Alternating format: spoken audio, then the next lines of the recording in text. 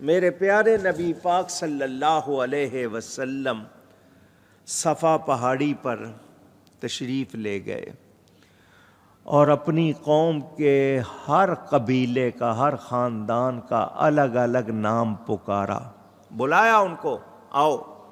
سب اکٹھے ہو گئے۔ آپ نے فرمایا میں تمہیں اگر یہ کہوں کہ اس پہاڑی کے پیچھے ایک لشکر ہے بہت بڑی تعداد میں، تو کیا تم میری تصدیق کرو گے؟ سب نے کہا ہاں، کیونکہ آپ جھوٹ بولتے نہیں ہیں، آپ سچ بولتے ہیں۔ آپ اگر ہمیں خبر دیں گے کہ اس پہاڑ کے پیچھے لشکر ہے اور وہ ہم پہ حملہ کرنے والا ہے تو ہم ضرور مان لیں گے۔ فرمایا جب میں مخلوق کے معاملے میں غلط نہیں کہتا تو خالق کے معاملے میں کیسے غلط کہوں؟ میں تمہیں اللہ کے آنے والے عذاب سے ڈراتا ہوں۔ اے بنی ہاشم، اے بنی عبد مناف، اپنے آپ کو جہنم کی آگ سے بچاؤ، کیونکہ میں تمہارے کام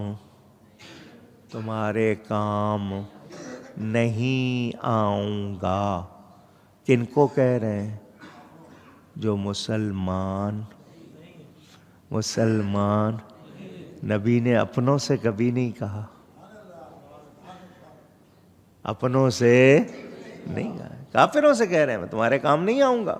ایمان لے آؤ، اللہ کے عذاب سے ڈرو۔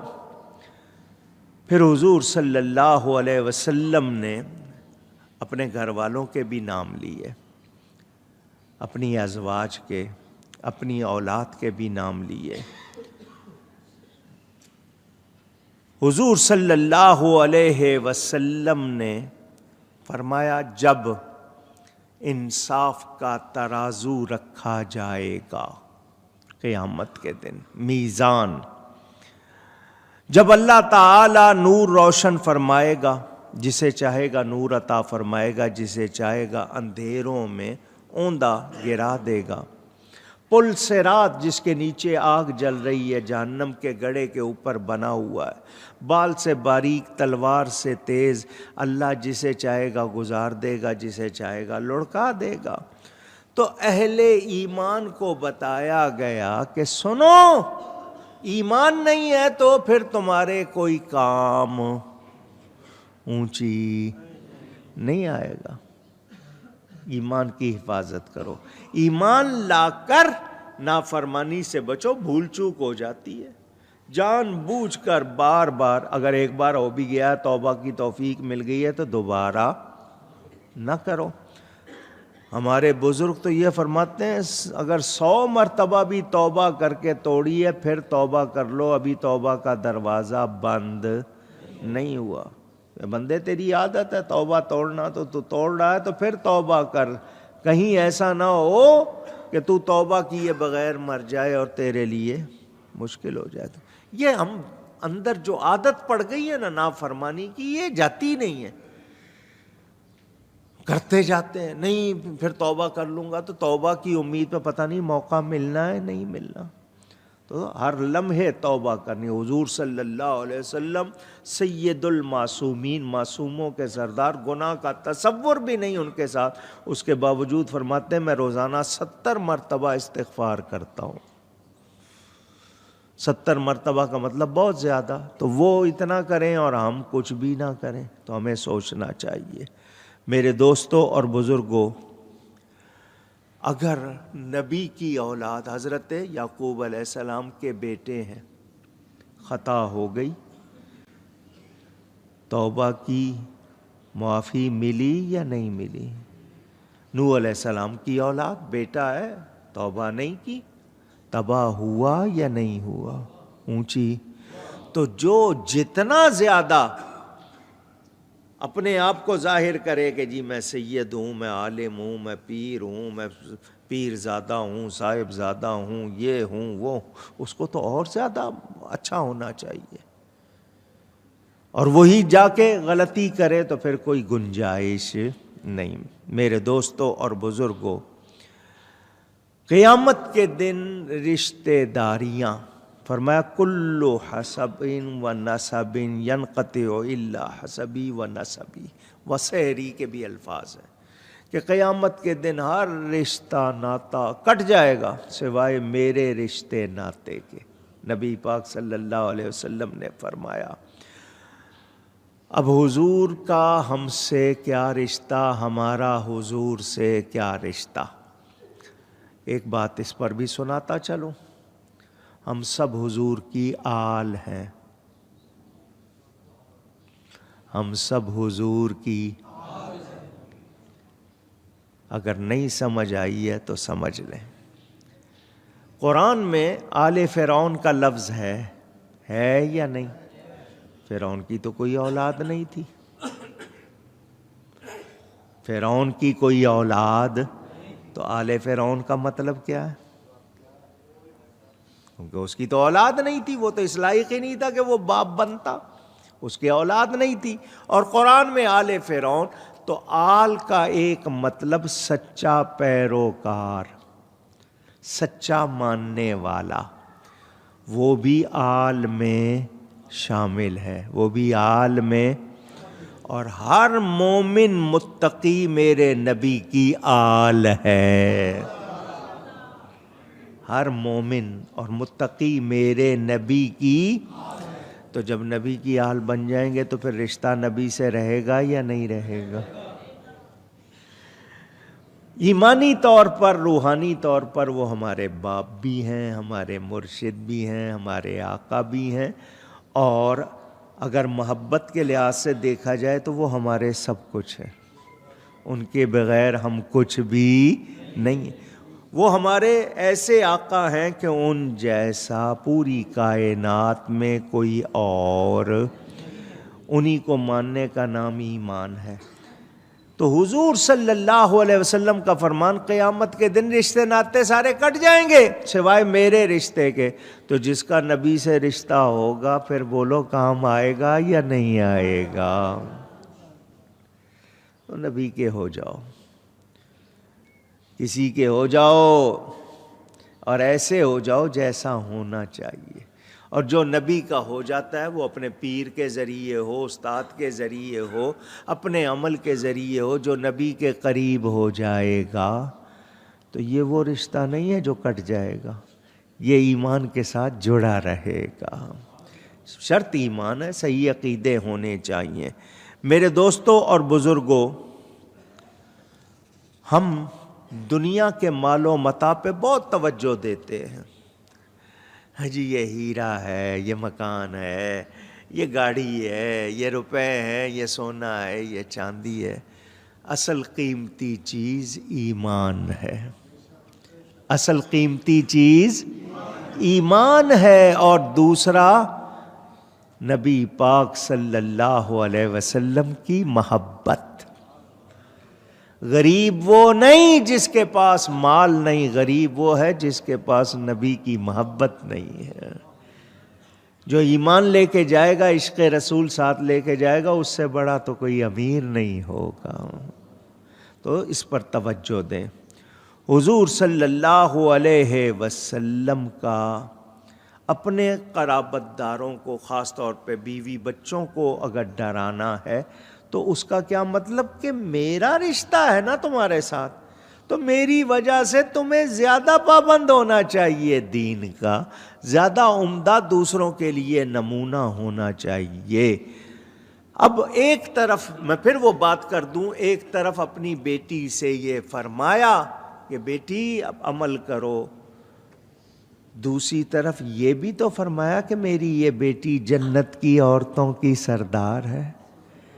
تو جو لوگ گستاخانہ ترجمہ کرتے ہیں اس لحاظ سے ان کو میں بتانا چاہتا ہوں کہ یہ بھی تو یاد رکھیں, یہ بھی تو فرمایا فاطمہ تو بضعۃ منی, کو میرے جگر کا ٹکڑا ہے. جس نے اس کو ناراض کیا اس نے مجھے ناراض کیا, جس نے مجھے ناراض کیا اس نے اللہ کو ناراض کیا. یہ بھی تو ہے نا, تو وہ بھی ذہن میں رکھو. تو جو لوگ نہیں پرواہ کرتے ان کو لیے میں نے آپ کو بتایا. تو اب خلاصہ کر دوں, رشتہ داروں کے جھجک نہیں ہونی چاہیے, حق بات کہنی ہے, اچھے انداز میں کہنی ہے, اور ضرور کہنی ہے, ضرور کہنی. بیوی ہو، بچے ہوں، بہن ہوں، بھائی ہوں، رشتہ دار ہوں، حق بات پہنچانی۔ اور آپ خود ہی ان کو غلط لباس لا کے دے رہے ہوں تو، آپ خود ہی ان کے سروں سے دوپٹے ہٹوا رہے ہوں تو، آپ خود ہی ان کو تلقین نہ کر رہے ہوں، غلط باتیں وہ کرتے رہیں، تو پھر آپ مجرم ہیں یا نہیں؟ ایک لڑکی اگر پردہ نہیں کرتی، بے حیائی کرتی ہے، اور اس کے رشتہ داروں میں جو مرد ہیں، باپ بھی ہے، بھائی بھی ہے، شوہر بھی ہے، بیٹا بھی ہے، چاروں مجرم ہوں گے، چاروں کو جواب دینا ہوگا۔ چاروں کو جواب دینا ہوگا کہ تمہارے سامنے ہو رہا تھا، تم نے روکا کیوں نہیں، تم نے سمجھایا کیوں نہیں؟ تو ہم اپنے گھر والوں سے، خود اپنے آپ کو پہلے درست کریں، اور اپنے گھر والوں کو بھی، رشتہ داروں کو بھی اللہ کی بات پہنچائیں اور قیامت میں عذاب سے ڈرائیں۔ اللہ تعالیٰ ارشاد فرماتا ہے وَاخْفِضْ جَنَاحَكَ لِمَنِ اتَّبَعَكَ مِنَ الْمُؤْمِنِينَ،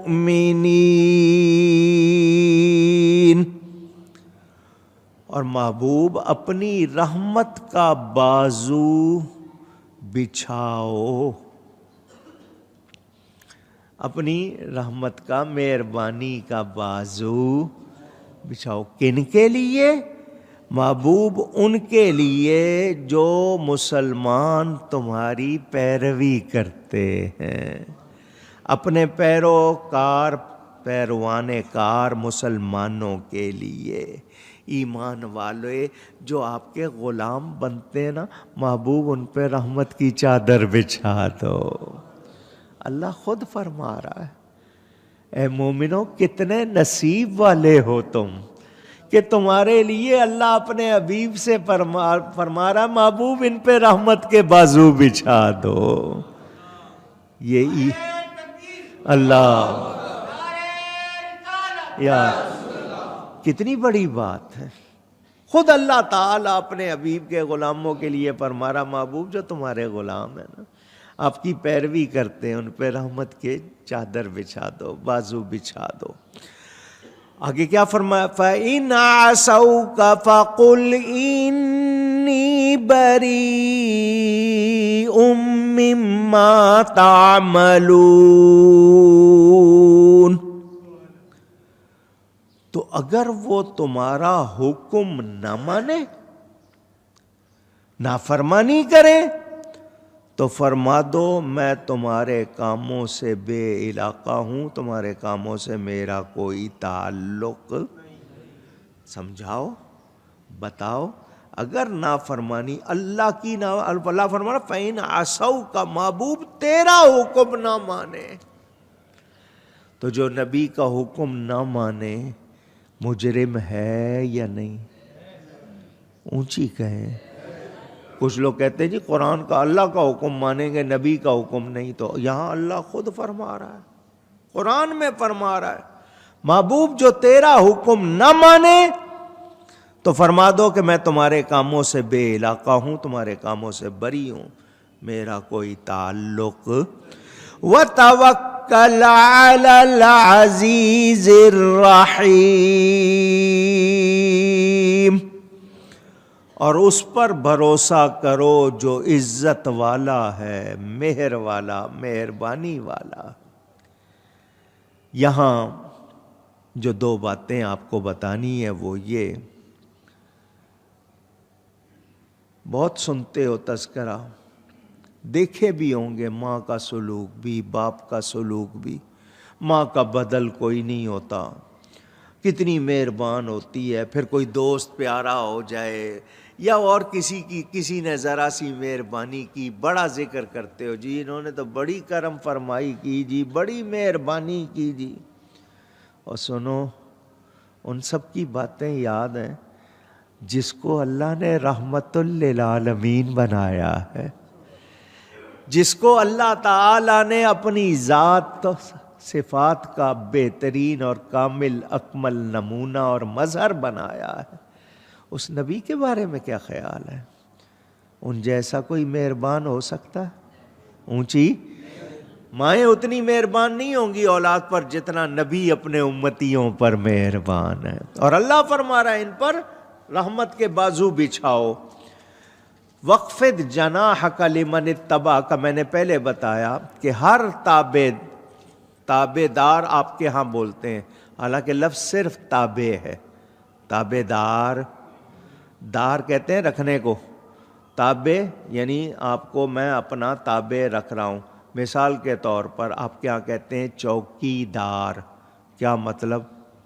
چوکی رکھنے.